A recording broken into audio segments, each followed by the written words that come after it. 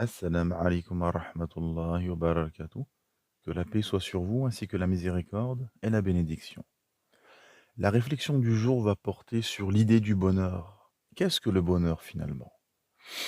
Quand vous allez dans des endroits où vous avez des maisons à perte de vue, avec jardin, avec des berlines de luxe, des voitures de sport garées devant, que tous ces gens se précipitent au travail, dans des commerces, dans des entreprises pour gagner un maximum d'argent, pour pouvoir le dépenser derrière, accumuler un maximum de biens, se faire, les meilleurs restaurants, s'offrir les meilleures vacances, céder à des achats compulsifs via des commandes en ligne, ainsi de suite. On constate que l'idée du bonheur, vendue par le système via les séries et via le le marché du cinéma, a conquis les esprits et les cœurs de la masse des gens. Pour la masse des gens, l'idée du bonheur, c'est le matériel, c'est l'opulence, c'est accumuler un maximum de biens. C'est avoir un maximum de richesse, s'offrir, tous les plaisirs mondains, hein.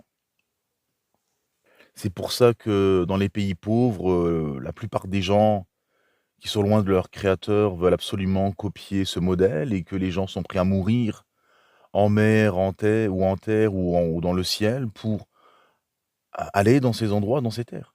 Et on voit que ces endroits finalement et on voit l'échec et on voit que ça n'amène pas le bonheur, c'est que les sociétés les plus opulentes, les plus matérialistes sont les sociétés les plus dépressives, où il y a le plus de consommation d'antidépresseurs, de suicides.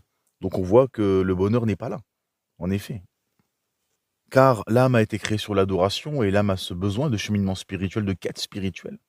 Et ce vide ne peut être comblé par le matériel, par l'argent, par les biens, non. Ce vide ne peut être comblé que par le but de pourquoi nous avons été créés, c'est-à-dire adorer notre créateur Allah subhanahu wa ta'ala et nous soumettre à lui.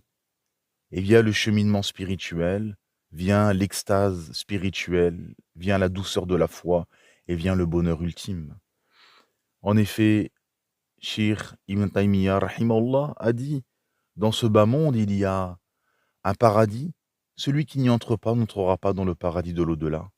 Ce paradis mondain est la proximité divine, la soumission à Allah, la connaissance de la religion révélée par Allah subhanahu wa ta'ala.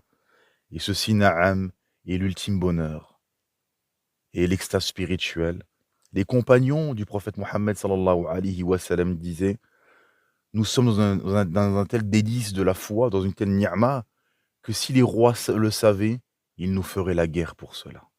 Barakallahu fikum.